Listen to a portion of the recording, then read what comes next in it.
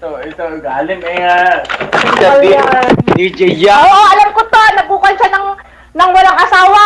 Baka makikwala nga yan. Makikidate. Data asawa na atoy. Kitid, Asawa po kayo, ma'am. Ma'am, asawa po kayo, ma'am. May asawa po pala ito si Dominic. Ayun. Huli. Yun na. Yun na nga pong sinasabi natin.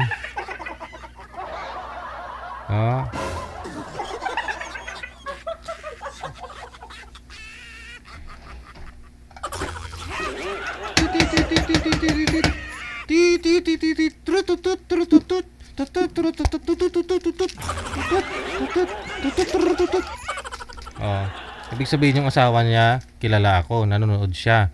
Kasi naghanap nga ng walang pangangasawa, ganon. Huli yung mister.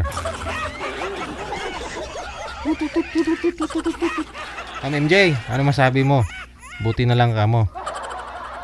First time niyo po to, ma'am, no? Napag-join? Naitapat pa sa sa may asawa. Ma'am, standby ka. Hanapan po kita ng ibang makausap, ha? Okay, sige. Reviewin ko po muna kung ano po ang message dito ni manager. Nawala na?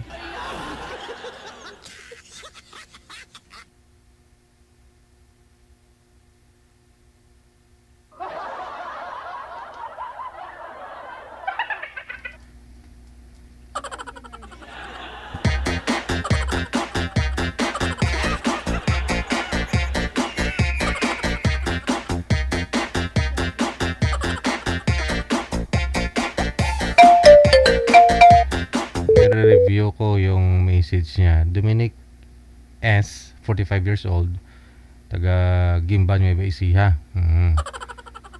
Sabi niya sabi ni manager, line up pa kita, sir. Kaninang hapon po ito, no?